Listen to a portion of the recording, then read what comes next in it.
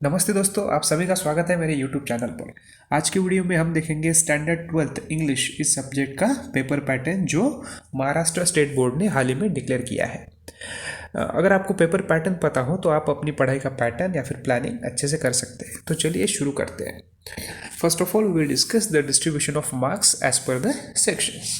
तो आपको जैसे पता है कि आपके टेक्स्ट बुक में 4 सेक्शंस दिए हुए हैं। Section number 1 is related to prose, section number 2 is related to poetry, section number 3 is related to writing skills and section number 4 is related to novels.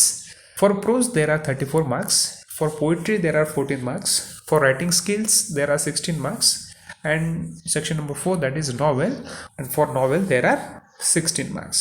So in all there are 80 marks and marks with options आपको दिखेंगे बाजू में। Pros में कोई आपको options नहीं है, सारे क्वेश्चंस कंपलसरी है 34 मार्क्स के लिए। फिर पोइट्री में 14 मार्क्स, कोई ऑप्शंस नहीं है। राइटिंग स्किल्स में आपको ऑप्शंस है जहाँ पे आपको 3-3 सवाल पूछे जाते हैं और 3 में से आपको एक लिखना पड़ता है, इसीलिए वहाँ पे आपको 48 मार्क्स दिख रहे हैं। और नॉवेल में भी आपको ऑप्शंस नहीं है, टोटल 16 मार्क्स के ऊपर सवाल रहेंगे। तो with options you have 112 marks that is 112 और आपको पेपर रहेगा 80 मार्क्स का। तो इस तरीके से आपको ये डिस्ट्रीब्यूशन याद रखना है। आप अपने टेक्स्ट बुक में लिख लो कि प्रोज को कितने मार्क्स है, पोइट्री को कितने मार्क्स है, राइटिंग स्किल्स पे कितने मार्क्स है और नॉवेल सेक्शन पे कितने मार्क्स है, ताकि आप अपनी पढ़ाई की प्लानिंग अच्छे से कर सकें। तो चलिए देखते हैं एक्टिविटी शीट का फॉर्मेट, क्वेश्चन पेपर का format. Question number 1 is related to section 1 that is prose section. इसमें आपको reading for comprehension, language study, summary writing and mind mapping के ऊपर क्वेश्चंस रहेंगे। क्वेश्चन नंबर 1 ए कुछ इस तरीके से रहेगा, read the extract and complete the activities given below. उसमें आपको A1 से लेके A6 तक सवाल रहेंगे। A1 is related to global understanding for 2 marks, A2 complex factual for 2 marks, A3 inference interpretation और एनालिसिस से रिलेटेड आपको सवाल रहेगा for 2 marks, A4 personal response के ऊपर आपको रहेंगे 2 marks, A5 language study 2 marks and A6 vocabulary for 2 marks. So ऐसे 6 सवाल रहेंगे for 12 marks. Now we will discuss the meaning of global understanding and complex factual. उसमें कैसे सवाल रहेंगे, इन सारे कॉन्सेप्ट्स के आपको यहाँ पे आंसर्स मिलेगा। Question number 1A that is global understanding means overall understanding of the extract. और A1 में आपको कुछ ऐसे सवाल पूछे जाएंगे related to theme of that extract और passage. True and false, correct the false statements or sentences, then give correct reasons or complete the sentence or message of that particular extract, fill in the blanks। तो कुछ इस तरीके से सवाल पूछे जाएंगे जिसके ऊपर आपको 2 मार्क्स रहेंगे। Then comes A2 that is complex factual means facts will be there scattered in the extract। तो सारी facts जो है वो पैसेज में अवेलेबल रहेंगी, आपको लिखनी कुछ इस फॉर्म में है, in the form of web. कोई एक डायग्राम दी रहेंगी जिसको आपको कंप्लीट करना पड़ेगा। Then flow chart, complete the table, select alternatives and complete the sentence. कुछ इस तरीके से सवाल पूछे जाएंगे फॉर 2 मार्क्स।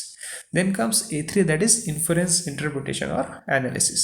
inference में guess और to take out the meaning according to the text। in interpretation में to interpret what you understand or come to know after reading the extract। analysis में detailed study from all angles for 2 marks। तो इससे related आपको कुछ questions पूछे जाएंगे, कुछ sentence दिया रहेगा और आपको उस सेंटेंस को शायद एक्सप्लेन करना पड़े कि एग्जैक्ट मीनिंग क्या है उस सेंटेंस का।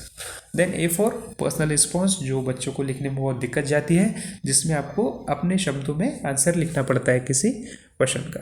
जो भी एक्सट्रैक्ट या फिर पैसेज रहता है उससे रिलेटेड ही वो क्वेश्चन रहता है, लेकिन उसका आंसर पैसेज में या फिर उस एक्सट्रैक्ट में नहीं रहता, आपको अपने शब्दों में उसका आंसर लिखना पड़ता है। आप अपने ओपिनियन दे सकते हैं, आपके व्यूज़ दे सकते हैं, आइडियाज़, सिमिलर सिचुएशन, इमेजिनिंग वगैरह वगैरह टाइप के क्वेश्चंस रहेंगे जो आपको अपने शब्दों में एक्सप्लेन करने हैं for 2 marks. If you write 4 to 5 correct sentences, you will get 2 out of 2, but those sentences should be grammatically correct। Then comes A5 that is related to language study। तो ये टेक्सचुअल ग्रामर रहेगा और वहाँ पे आपको 2 sentences दिए रहेंगे।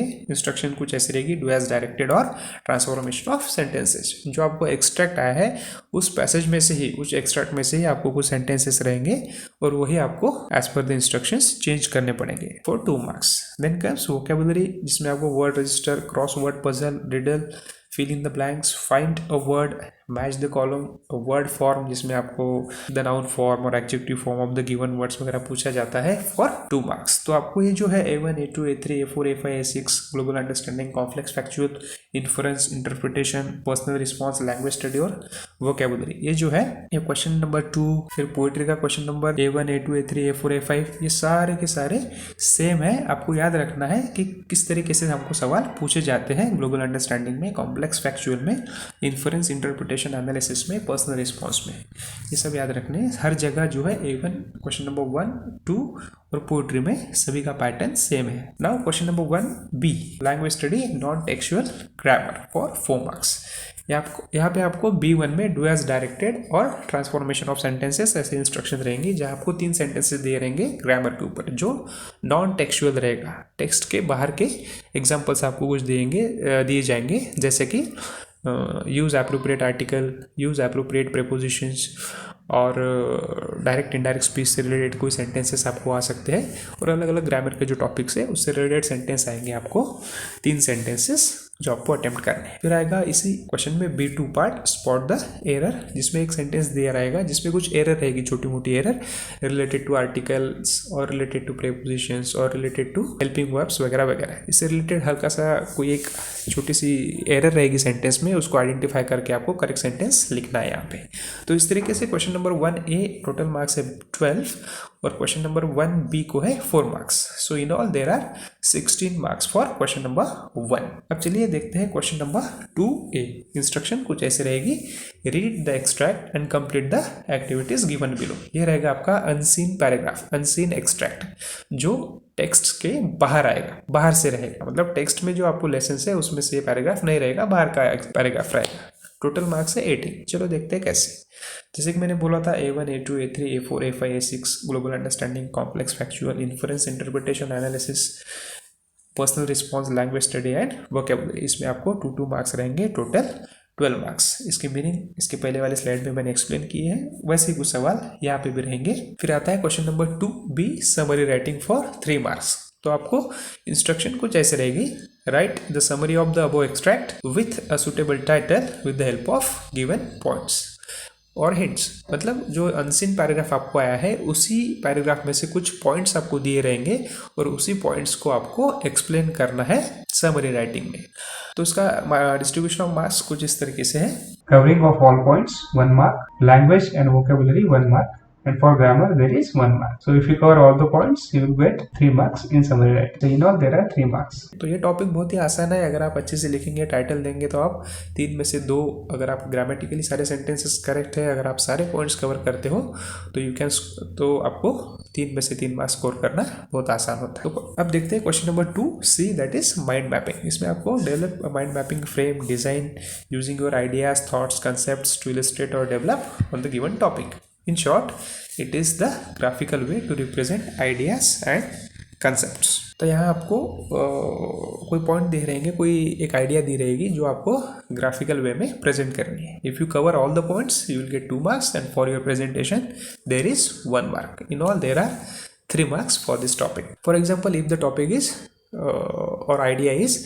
Benefits of sports, तो आपको स्पोर्ट्स के बेनिफिट लिखने पड़ेंगे ग्राफिकल वे में। तो स्पोर्ट्स के कुछ फ़ायदे हैं, अपने बॉडी के लिए कुछ अलग फ़ायदे होते हैं, अपने पर्सनैलिटी के कुछ अलग फ़ायदे होते हैं। तो ऐसे अलग अलग हिस्सों में आपको ग्राफिकली उसको प्रेजेंट करना पड़ेगा। तो यहाँ आपको ध्यान देना है कि क्वेश्चन नंबर 2 में A, B और C 3 पार्ट्स हैं। क्वेश्चन A को 12 मार्क्स है, B that is summary writing को आपको 3 मार्क्स है, माइंड मैपिंग को भी 3 मार्क्स है। So in all there are 18 marks for question number 2। तो दोनों को मिला के क्वेश्चन नंबर 1 और क्वेश्चन नंबर 2 मिला के हमको मार्क्स है 34, यानी कि प्रो सेक्शन पे आपको 34 मार्क्स के ऊपर क्वेश्चंस रहेंगे। Now we will discuss section 2, that is poetry for 14 marks. Question number 3A, read the extract and complete the activities given below. तो आपको एक पोएम आएगी जिसके ऊपर 5 सवाल रहेंगे। ग्लोबल अंडरस्टैंडिंग, A2 रहेगा इन्फरेंस, इंटरप्रिटेशन, एनालिसिस, A3 रहेगा पर्सनल रिस्पॉन्स, A4 रहेगा पोएटिक डिवाइसेस, मतलब पोएम में जो अलग अलग डिवाइसेस यूज किए हैं उसके ऊपर कोई सवाल रहेगा, जैसे कि एलिट्रेशन का कोई एग्जांपल रहेगा और बोलेंगे और कोई एग्जांपल आइडेंटिफाई करो and explain what is alliteration, या फिर सिमिली, या फिर मेटाफर, या फिर एंटीथेसिस, या फिर पैराडॉक्स। जो अलग अलग पोएटिक डिवाइसेस है उनके ऊपर कंपल्सरीली क्वेश्चन आता है। Then comes A5 that is poetic creativity, means you have to compose 2 or 4 lines based on the theme of that particular poem. तो आपको जो एक्सट्रैक्ट आएगा उसके ऊपर कुछ लाइंस लिखनी पड़ती है खुद की, जो पोएम्स की एज इट इज़ कॉपी नहीं करनी पड़ती है, आप खुद की लाइंस लिखनी पड़ती है और उसके लिए 2 मार्क्स है आपको। तो in all there are 10 marks for section poetry. And then comes section B that is appreciation. तो इंस्ट्रक्शन कुछ ऐसी रहेगी, read the extract and write an appreciation of the given extract as per the instructions. तो see an extract of 10 to 15 lines from another poem not asked in question 3A। तो इसके पहले जो question आपने लिखे A1, A2, A3, A4, A5 poetic creativity तक, वहाँ एक पोएम रहेगी और एप्रिसिएशन के लिए आपको कोई दूसरी पोएम दी जाएगी। तो उस पोएम का एप्रिसिएशन आपको लिखना है और आपको पॉइंट्स दिए रहेंगे कुछ ऐसे। Right an appreciation of the poem considering the following points. Point number 1 about the poem, poet and title. Point number 2 is theme of the poem, 2 marks. Then comes point number 3 that is language used in the poem, and point number 4 is special features, 1 mark. Point number 5 your opinion about the poem, and point number 6 is message of the poem. There is 1 mark. So in all there are 4 marks for appreciation. मतलब poetry के ऊपर आपको total 14 marks है। पहला extract जो आएगा उसके ऊपर 10 मार्क्स और पोइटिक एप्रिसिएशन के लिए 4 marks, total 14 marks. Now we will discuss section 3 that is writing skills for 16 marks. Question number 4 instruction कुछ ऐसे रहेगी, complete the activities as per the instructions given below. 4A drafting virtual messages or statement of purpose and group discussion for 4 marks. इन तीनों में से कोई एक आपको attempt करना है जिसके ऊपर रहेंगे 4 marks. Then comes 4B email writing, report writing और इंटरव्यू राइटिंग, इंटरव्यू क्वेश्चंस मतलब। तो इसमें से कोई एक चूज करके आपको आंसर लिखना पड़ेगा for 4 marks. Then comes 4C speech writing, compering, expansion of ideas, total marks 4। इन तीनों में से भी कोई एक ही लिखना है आपको। And then comes 4D that is review writing, film review जैसे हमने लास्ट ईयर पढ़ा था, blog and appeal writing, total 4 marks. इन तीनों में से एक। So students are required to attempt any one activity from each set। मतलब A में से कोई एक ही लिखना है, B में से भी कोई आपको एक ही आंसर लिखना है, C में से भी एक और D में से एक। यहाँ पे आपको हर जगह ऑप्शंस दिए जाते हैं। फिर आता है last section that is section 4 literary genre novel. Question कुछ इस तरीके से पूछा जाएगा। Question number 5A complete the activities given below as per the instructions for 4 marks. तो यहाँ पे 2 आपको ऑब्जेक्टिव क्वेश्चंस पूछे जाएंगे, टोटल 4 रहेंगे एक एक मार्क्स के लिए, जो MCQ के ऊपर बेस्ड रहेंगे, या फिर match the columns, chronological order, fill in the blanks, true and false, elements of novel. तो इस तरीके से कुछ क्वेश्चंस आपको MCQs पूछे जाएंगे। और याद रखिए activities in question number 5A will be based on text book content number 4.1 that is history of novel. 5B answer in about 50 words to the questions given below. अब क्वेश्चन 5B में भी आपको novels के ऊपर ही question पूछे जाएंगे। Question shall be framed on elements of novel such as plot, structure, theme, setting, language, character, जिसमें आपको describe, explain, compare, contrast, name, discuss, या फिर illustrate, interpret, narrate, justify, find, identify, ऐसे क्वेश्चंस दिए जाएंगे जो आपको एक्सप्लेन करने हैं, जिसके आंसर 50 वर्ड्स में आपको लिखने हैं। क्वेश्चन का टाइप कुछ ऐसे रहेगा, describe the half yearly report program of students council, then character sketch of Denham, Miss Phillips, the narrator, explain the theme, etcetera. आपको याद रखना कि activities in question number 5B will be based on text book content number 4.2 that is to sir with love. तो इसी ही novel के ऊपर, इस topic के ऊपर ही सिर्फ आपको क्वेश्चन 5B के ऊपर सवाल आएंगे, आपको याद रखना ये 4 marks. Then comes 5C that is answer in about 50 words to the questions given below. Questions shall be framed on elements of novel such as plot, structure, theme, setting, language and character, जिसमें आपको describe, explain, compare, contrast, name, discuss, illustrate, interpret, narrate, justify, find, identify, जिसके ऊपर 2-2 marks के लिए सवाल पूछे जाएंगे। और क्वेश्चन कुछ इस तरीके से पूछे जाएंगे, justify the statement he is मतलब fox object however to be victorious and not to win the money. इस सेंटेंस को आपको जस्टिफाई करना है, एक्सप्लेन करना है। Then narrate the major events that took place in the life of mister form. Then character sketches, जो अलग अलग कैरेक्टर्स है वो आपको एक्सप्लेन करने को बोल सकते हैं। Then describe the language used by Fogg, where he is polite and humble, etcetera. तो ऐसे कुछ सवाल पूछे जाएंगे जो आपको एक्सप्लेन करने हैं 50 वर्ड्स में।